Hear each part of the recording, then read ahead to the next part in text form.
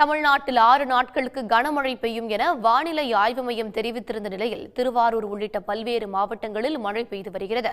திருவாரூர் மாவட்டத்தில் அதிகாலை முதலே மழை பெய்து வரும் நிலையில் ரயில்வே சுரங்கப்பாதை மற்றும் அரசு தாய் சேய் மருத்துவமனை முன்பு மழை நீர் தேங்கியது. சுரங்கப்பாதையில் தேங்கிய நீர் உடனடியாக அகற்றப்பட்டது. மேலும் கனமழை காரணமாக திருவாரூர் மாவட்டத்தில் பள்ளி கல்லூரிகளுக்கு விடுமுறை அளிக்கப்பட்டது.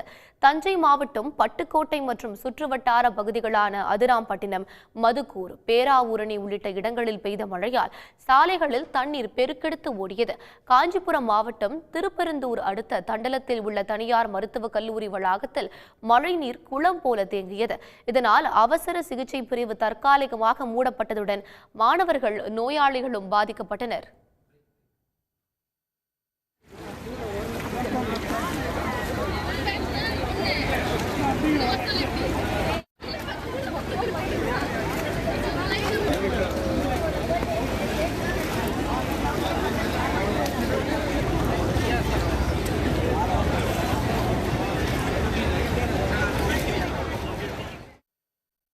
சிவகங்கை மாவட்டத்தில் சில இடங்களில் கனமழை பெய்தது.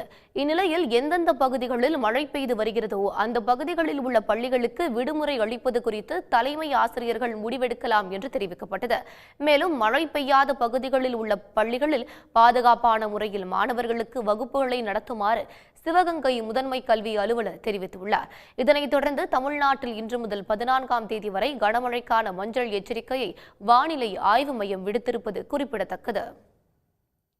உடனுக்குடன் செய்திகளை தெரிந்து கொள்ள சன் நியூஸ் பெல் ஐகானை கிளிக் பண்ணுங்க.